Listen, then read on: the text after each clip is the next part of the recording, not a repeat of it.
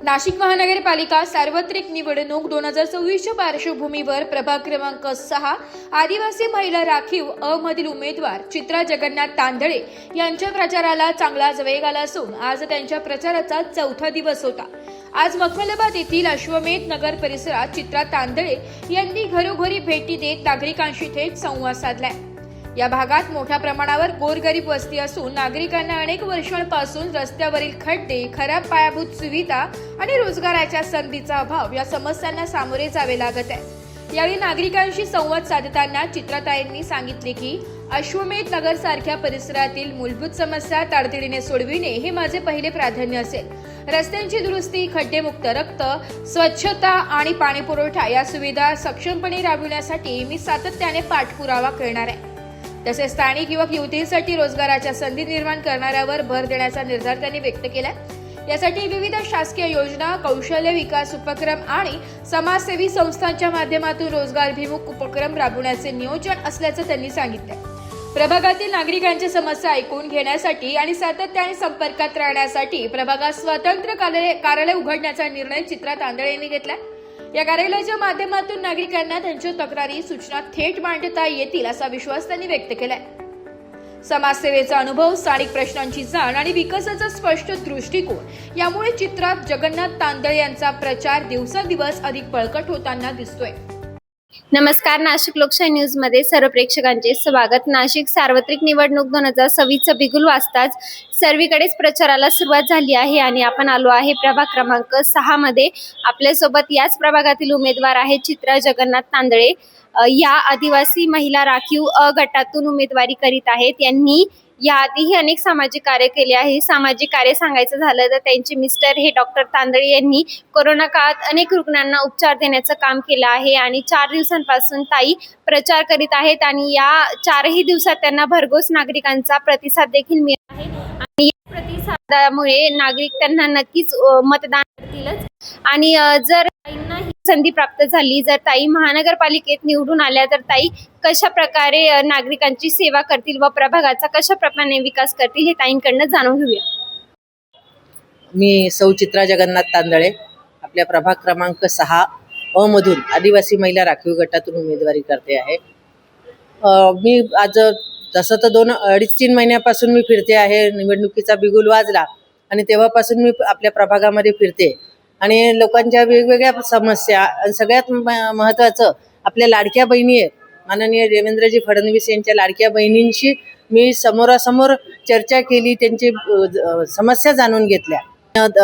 माझे स्वतःची एक मानस आहे की मी स्वतः आदिवासी समाजाची आहे आणि हे जे आपल्या वेगवेगळ्या झोपडपट्ट्या असतील किंवा आपण म्हणतो स्लम एरिया आहे, त्या महिलांना नाशिकला डिलिव्हरीसाठी जावं लागतं आणि त्यांच्या आरोग्याची जी त्यांची काळजी घ्यायला पाहिजे ती त्यांना इथं घरात बसून घेता येत नाही। तर त्याच्यासाठी सगळ्यात पहिलं महत्त्वाचं 2010 साली माझे पती डॉक्टर जगन्नाथ तांदळे यांनी एक ठराव पास केला होता मखमलाबादमध्ये सुसज्ज रुग्णालय उभं करण्याचा। तर तो मला एक माझा मानस आहे की माझी एक तळागाळातली महिला कधीही नाशिकला तिला जावं लागू नये आणि तिची प्रसूती ही आपल्या मखमलाबादमधल्याच रुग्णालयात झाली पाहिजे। नक्कीच ताईंनी सांगितल्याप्रमाणे गेल्या 3 महिन्यांपासून ते प्रचाराचे बिगुल वाजल्यापासूनच प्रभागात त्यांच्या फिरत आहेत आणि त्यांनी अनेक समस्या जाणून घेतल्या। अश्वमेध नगरमध्ये त्यांनी मुख्य समस्या जाणून घेतल्या की आमचे नाशिक लोकशाही न्यूजचे स्वतः संचालक तिथेच राहतात आणि तेथील समस्या देखील सरांनी त्यांच्या डोळ्यांनी ताईंनी जाणवताना पाहिलं। तर ताई, अशा कोणत्या समस्या होत्या ज्या तुम्हाला जाणवल्या? अश्वमेध नगरमध्ये फिरत असताना सगळ्यात महत्त्वाचा तो बऱ्यापैकी स्लम एरिया आहे आणि त्या महिलांचे बेसिक गरजा असतात। पाणी हवं असतं, रस्ता हवा असतो, तर तिथे एवढे मोठे मोठे खड्डे आहेत आणि त्याच्यामध्ये लहान मुलं असतील किंवा दुचाकी स्वार असतात, तर त्यांचे बऱ्यापैकी अपघातांना सामोरं जावं लागतं त्यांना। तर त्या महिलांच्या मी सांगू इच्छिते की जर तुम्ही मला संधी दिली तर मी त्या प्रभागामध्ये म्हणजे आपल्या त्या परिसरामध्ये एक वस्ती तेथे रस्ता हे सगळ्यात महत्त्वाचं माझं ब्रीदवाक्य आहे। त्यामुळे जिथे जिथे वस्ती आहे तिथे तिथे मी राहू शकेल। ताई, नक्कीच मॅडमनी विचारलं, तुम्ही उत्तर दिलं। अश्वमेध नगरमध्ये तुम्ही सर्वे केला, मी स्वतः तिथं विश्वास लचके राहतो आणि तिथल्या नागरिकांचं म्हणणं असं आहे का 5 वर्षामध्ये एक बी नगरसेवक तिथं फडकला नाही किंवा नगरसेवक कोण आहे ते सुद्धा अजून लोकांना माहिती नव्हतं माझी. तर त्याबद्दल तुम्ही कशी सुविधा तिथं राबवणार? सर्वात महत्त्वाचं मला तोही एक मोठा प्रश्न जाणवला की त्या महिला म्हणतात कोण नगरसेवक आहे हेच आम्हाला माहीत नाही आहे. तर तसं त्या म्हणजे जे आपण म्हणतो नगरसेवक, तर तो सेवक असतो जनतेचा. नगरसेवकाच्या माध्यमातून प्रभागातली कामं होत असतात. तर माझं सगळ्यात मोठं एक उद्दिष्ट राहील की तिथे एखादं छोटंसं कार्यालय किंवा एक संपर्क करणारी एखादी व्यक्ती तर जी माझ्यापर्यंत पोहोचेल, मध्यस्थ राहील आणि मी तिथे महिन्यातून 2-3 वेळा तरी जाईन, आठवड्यातून एखादी चक्कर मारेन आणि त्या महिलांना सहज उपलब्ध होऊ शकेल. अश्वमेधमध्ये नगरमध्ये एक महिन्यातून एकदा मी स्वतः चक्कर मारत जाईन आणि त्या भागामध्ये महिलांनी सांगितलं का गुडघ्यापर्यंत पाणी असतं. तर त्या गुडघ्यापर्यंत पाणी कसं साठणार नाही त्याच्याकडे जास्त लक्ष दिलं जाईल. तिथे काहीतरी भराव टाकून की लोकांना तिथून निदान चालता तरी येईल याची काळजी मी नक्कीच घेईन. फिरताना असं जाणवलं का तिथं महानगरपालिकेची अंगणवाडी नाही आहे आणि जे हातावरचे रोजंदारीचे लोक आहेत तर त्यांना त्यांच्या मुलांना कुठं पाठवावा हा मोठा प्रश्न पडतो. तर ते महानगरपालिकेच्या माध्यमातून तिथे अंगणवाडी सुरू करून आणि त्या मुलांची, लहान मुलांची सोय करण्याची मानस आहे माझा.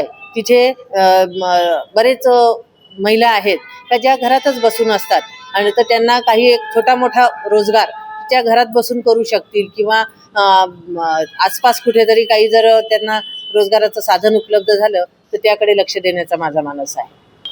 नक्कीच ताई, तुम्ही प्रभागाचा विकास करण्याचा निश्चित मानस केलेलाच आहे आणि सगळ्यात मोठी समस्या आहे जो स्लम एरिया आहे तो अश्वमेध नगर आहे आणि अश्वमेध प्रभागाचा तुम्ही विकास करण्याचं देखील निश्चितच केला आहे आणि तुम्ही आम्हाला जी माहिती दिली त्याबद्दल नाशिक लोकशाही न्यूजतर्फे तुमचे धन्यवाद. धन्यवाद. ब्युरो रिपोर्ट, नाशिक लोकशाही न्यूज, नाशिक.